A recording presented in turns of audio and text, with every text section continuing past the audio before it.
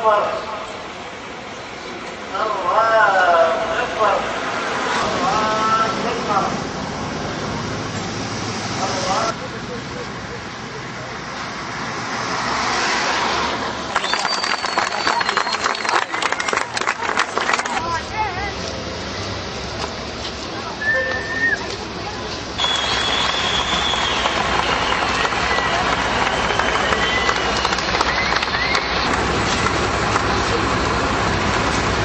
Ve bugün de halkımızla birlikte bu seçim lokalimizi açmak istiyoruz. Şimdi sizin seçim lokali olarak talep ettiğiniz yer gerekli ilgili maddelerle birlikte vali yardımcımızın imzasıyla oluşturulmak yanılmıyorsam bir tebliğ yapıldı. Tebliğ yapıldı. Ondan dolayı şu anda sizin o söylediğiniz yer seçim yeri olarak kabul edilmiyor. Ondan dolayı şu anda da zaten trafikte tamamen kapandı. Güvenlikleri söyledi ve açılsın. Bakın çadır şu anda çadır kurulmuyor. Orada bizim kapalı bir mekanımız vardır. Orayı açtık. Bu bulunan alanda zaten prefabrik bir yer var. Dediğimiz alanda bizim kiraladığımız yerde O alanın seçim çalışması olarak doğru güzel şekilde bir bilgi size Sayın Valiye ve Emniyet Müdürü'ne çadır değil bizim orada kapalı mekanı kullanacağımızı söyleyin şimdilik için. Onun için gerginlik olmasını istemiyoruz biz. Bunu açıkça söylüyoruz.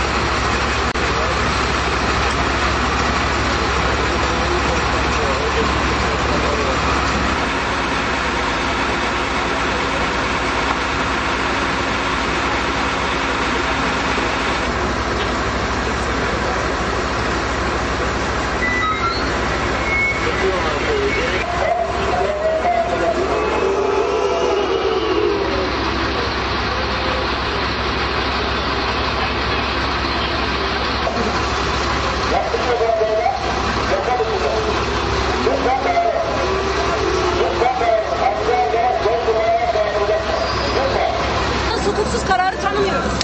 Hukukta yeri olmayan kararı tanımıyoruz. o sizin görüşünüz sayın. Biz öyle bir şey istemiyoruz. Bizden buraya açtık. Siz bizi öldürünceye kadar biz oraya gideceğiz size söyleyelim. Tamam vermeyin. Vermeyin. Nereye? Niyetiniz olmasaydı bunun üzerinden çıkmıyorsunuz.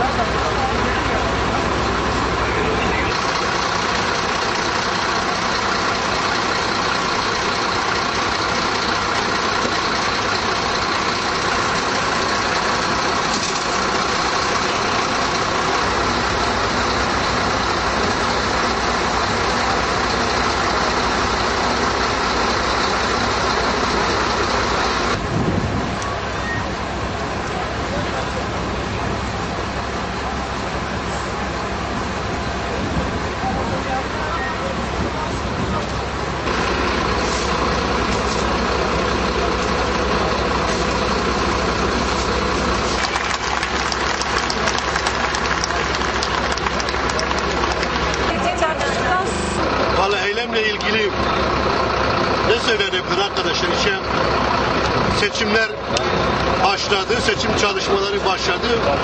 AKP iktidar harıl harıl Emniyet Müdürü ve Vali eşliğinde seçim çalışması yapıyor.